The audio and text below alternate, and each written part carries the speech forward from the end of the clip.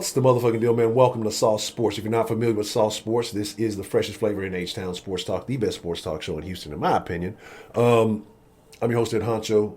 We got 5 questions that have to be answered about the Houston Texans. Period. This season, we got to know. 5 very important questions, so make sure you stay tuned for that. But before we get into that, man, make sure you're following Sauce Sports on all the proper social media. Sauce Sports HTX on Instagram, Twitter, Sauce Sports Facebook group. All the links you need are in the description below. Shout out to all of the Sauce Sports channel members. Really appreciate you holding it down. Shout out to the Patreon, the Discord conversation. If you want to be a part of that, patreon.com/Sauce Sports. A lot of good talk going on in there. Before we get into this, if you don't know how Sauce Sports work, this is an interactive conversation. I'm going to ask 5 very important questions about this team. I want to know your thoughts. I want to know how you feel. I want to know in the comments below. So make sure you hit that comment below, and you may end up comment of the day on the next video. Yes, we're bringing it back. We're bringing back the top 5. We're bringing back a lot more content. Sauce Sports is about to really start giving you that sauce overload. But let's stop wasting time and let's get into it right now. Top 5 questions that the Houston Texans must answer this season, 2020. Let's go. Number 5, and if you don't know how this works, we go from 5 to 1. And I know we normally do a bonus. There's no bonus in this video. I hate to disappoint you. Y'all don't be watching the bonus anyway. But again, like I said, make sure you're answering the questions in the comments below. And you have an opportunity to be comment of the day in the next video. So, number 5, man, are the Texans still king of the South? You had a couple of years where the Texans have won the division, and you've had a division opponent, division rival, whatever you want to call them, go further in the playoffs to see more playoff success that same season. And it almost makes winning division moot, in my opinion. It's like, what value does that have if a team out of your division has had more success? Regular season dominance, I guess, if you want that, is cool. But at this point, we expect the Texans to make it to the postseason. And to me, if teams out of your division are having more success than you, even though you've won that, like I said, it just tarnishes it. But even with that, we've been relatively dominant in the division under Bill O'Brien, right? Are they still the most talented team in the division? Do you still have the best quarterback wide receiver tandem in the division? When you had Deshaun and Hop, that was clearly hands down. I think Deshaun already puts you ahead of most teams. But I think with Will, is he staying healthy? I know it's a question we have, you have to wonder. So let me know your thoughts. Are the Texans still the most talented team in the division? Are they still king of the South? Will the Texans come out in 2020 AFC South Division champions? But let's get up into number 4, the 4th most important question that the Texans need to answer this season, right now. So the 4th question that the Texans have to answer, not necessarily the Texans, but a particular Texans player, J.J. Watt. Does J.J. Watt still have the juice? He recently said that his body's feeling like it did in 14-15. We know what that means. That was Defensive Player of the Year seasons. So, are you feeling that J.J.'s going to put up those kind of numbers? Or do you expect something different? Like I say, we kind of doubted J.J. after the last major injury. And I guess last year was a major injury too, but... So I guess this counts. But the last major injury, and he came back and had, a 16-sack season, averaging about a sack a game. But then last year, you start off, you're expecting health and everything like that. First, it wouldn't make sense. I think he had 8 games and 4 sacks. So that's about half a sack a game. So, who are you expecting to see? Are you expecting to see jump back JJ, again, the guy that gave you 16, or a guy that's going to be competing maybe close to 20? Do you expect pretty damn good JJ? Like I say, in that range of maybe 10 to 15? Or do you think that JJ maybe lost something? I want to know how you feel. Does JJ still have the juice? That's the next question. Hit that comment section below. Let me know how you feel. But let's go ahead and get into the 3rd question that needs to be answered about the Texans, or that the Texans need to answer in this 2020 season. Let's get it right now.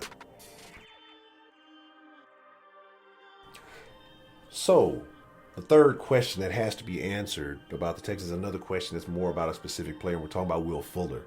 Will Fuller's yet to give you a full 16, so can Will Fuller give you a fuller season? I know it's corny. I thought it was funny. If you didn't know, fuck you. But can Will Fuller give you a full season? So that's my thing, man. I think Fuller's extremely talented. I think he's good. I think he's a weapon. I think he's dynamic. I think he's integral to this offense. But there's been too many times, more than I'd like to count, that Will Fuller's been unavailable, whether it's only being able to play half a game or missing multiple games. They teach you, Will Fuller's going to be back this game, and then he sits out. And he's missed some very, very important games. And again, his skill set is important, but the best ability is availability. It's contract season. Again, coming off double groin surgery. This guy, this time he's the man in the offense. There's no Hopkins, you know what I'm saying? So we've yet to see Will perform, without Hopkins available. Like, was that all on him? Was it respect for him? So I want to see what happens with Will Fuller. I think there's a lot of questions circling around him that need to be answered, but I want to know what you think. I want to know how you feel about Will Fuller. Do you think Fuller's going to give you a full 16-game season this year? Let me know what you think in the comments below. I'm not so high on it, but that's another conversation for another day. Go ahead and hit the comments. Let's get into the second thing, the second question that needs to be answered about the Houston Texans right now. All right, so the second most important question that the Texans are going to have to answer in 2020. This is not about a particular player. This is about the team itself. Decisions that have been made with the coaching staff. Is you have a lot of guys who are going to be in first-year positions. And what I mean by that is you have, who's it, Tracy Smith now, your special teams guy. You have Weaver, your coordinator, defensive coordinator. Then you have Tim Kelly, who was your offensive coordinator last year, but this will be his first time calling plays in the regular season game when it has weight. So now how much of an adjustment period is there for your coaching staff? Are they ready to go day one? Because I'm going to tell you right now, and there's going to be some more things coming up that we'll get more into it. Or if you check out the lives, I'll definitely get more into it. But you got to think about it. These are guys who are having their first go round at the Super Bowl champs, right? Day one, like you're kicking off the NFL, and you have to go up against these guys. Are they going to be ready to go day one? And if not, you got Ravens right after. What is it going to take? Are they going to be ready? I think that's a big question. You got a lot of guys doing a lot of new things. Will this Texans coaching staff, with the decisions that they've made this year, and Bill O'Brien kind of getting a little bit more hands off, which I do commend, how much of an adjustment period do you give the coaching staff? If things don't jump off right, how many games do you give them before you feel like something needs to shake up? Or do you give them a full season? Let me know your thoughts on that. Hit that comment section below and let me know what you think about the coaching staff and the changes that were made. But let's get to the number one question right now. Perfect. All right. The number one question that needs to be answered about the Houston Texans is coming up right after this shameless plug. Make sure you're following Saw Sports on all the proper social media. Saw Sports HTX on Instagram and Twitter. Saw Sports on Facebook. Saw Sports Facebook group. Links in the description below. Shout out to all of the Patreon supporters and the channel members. Patreon.com/Saw Sports if you want to be a part of that conversation live every night, 6 p.m. on this channel. We're bringing it back. And again, make sure you're commenting if you want to have a chance to be a part of comment of the day. But the number one question about the Houston Texans this year must be obvious. Deshaun Watson without Hopkins. How's it going to look, right? What are the numbers going to look like? I mean, that's been your mainstay your entire career, the one constant that you had from, in this regime, from just talent around you, coaches around you, whatever. Deshaun was your guy, and now, really almost like your partner. You don't see these relationships like that too much. And now you've kind of gone and switched that up. Will the chemistry be there? Will Hop's numbers have to be spread out? Do you think somebody else is going to step up? Will Fuller be able to replace him? I want to know your thoughts. Comment section below. I want to know, what do you feel like Deshaun Watson's numbers are going to be? Yards and touchdowns this season without Hopkins. Playing his first year without Hopkins. Again, you went out and you got Cobb. You went out and got Cooks.